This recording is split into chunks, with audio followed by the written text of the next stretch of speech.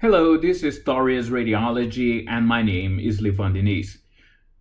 So we were talking about brain herniations. We made an introduction. We talked about some concepts. We talked about the Moreau-Callis law, some complications, and we talked about a 6-step approach to the brain herniation as well. Now we are going to open the curtains to the actors of this series of lectures. And the first actor here will be the subfalcine herniations. And we chosen the subfalcine herniations because this is the main actor of our movie. Because the most common type of brain herniation is the subfalcine herniation. And to understand why it's called subfalcine, we have to understand the anatomy. So, this is the falx cerebri. So, subfalcine means under the falx.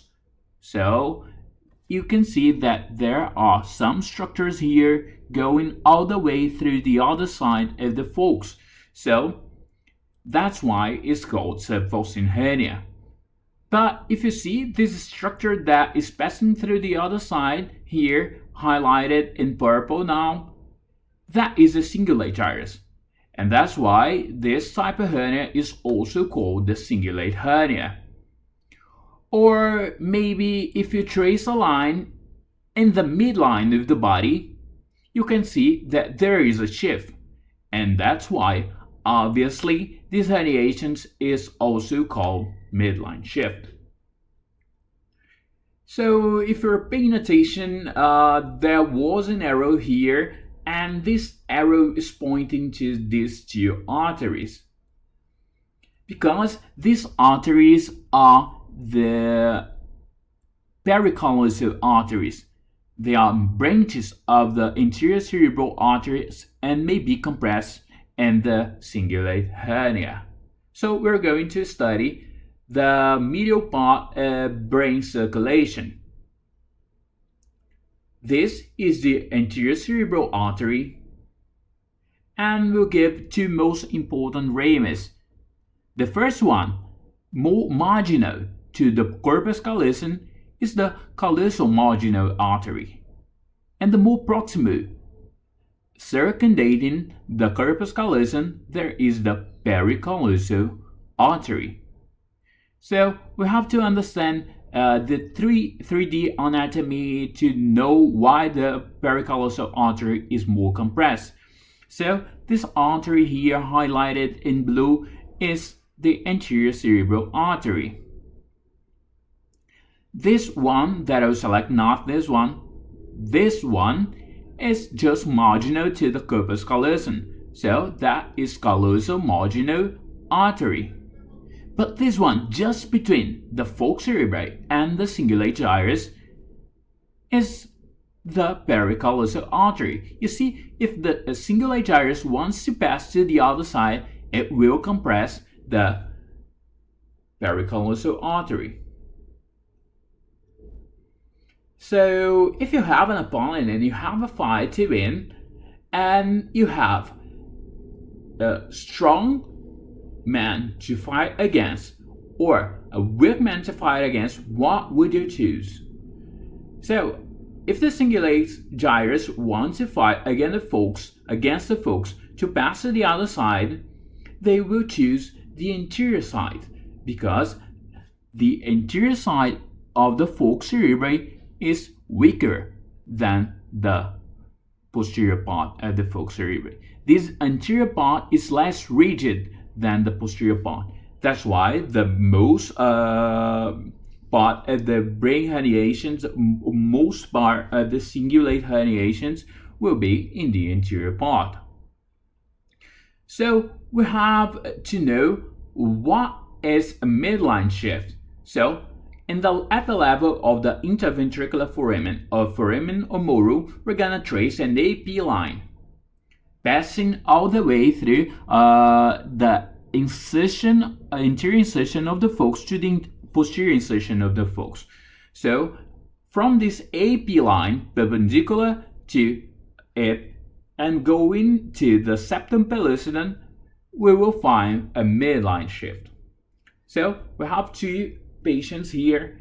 In the first patient, we're gonna trace that line from anterior insertion to posterior insertion of the falx, and we're gonna do the same with the second patient. So we're going to measure the distance between the septum pellucidum and this line, and as the same in the other patient. So if this measures less than 5 millimeters, this patient will have a good prognosis. And if this measures more than 15 millimeters, this patient will have a bad prognosis. So we're going to talk about the complications of the subfalcine herniations. And the first complication here is the compression of the cingulate gyrus and the necrosis of the cingulate gyrus. And this patient will present with hypobulia, apathy, and indifference. I hope you're not like that watching that class. So the patient can have also an anterior cerebral artery syndrome because of the compression of the pericallosal artery. You know that. And this patient will present with more commonly contralateral leg hemiparesis or hemiplegia. So if a patient have ischemia on ACA of this side, he'll have a leg weakness on the contralateral side. So here we are going to talk about another complication, that is the hydrocephalus. That are the highlighted in blue, the brain ventricles. This is the cingulate gyrus, and if the cingulate gyrus want to pass to the other side, maybe it will compress this this structure that is called the ventriculus. So that is the lateral ventriculus, lateral ventricles, and so here we have some space, some foramen to pass in one side and other side that are called the foramen humeral, that goes all the way through and past the CSF to the third ventricle. If you have an obstruction in the foramen humeral that you can see here between the lateral ventricles and the third ventricle, if you have a compression here, this patient will have hydrocephalus.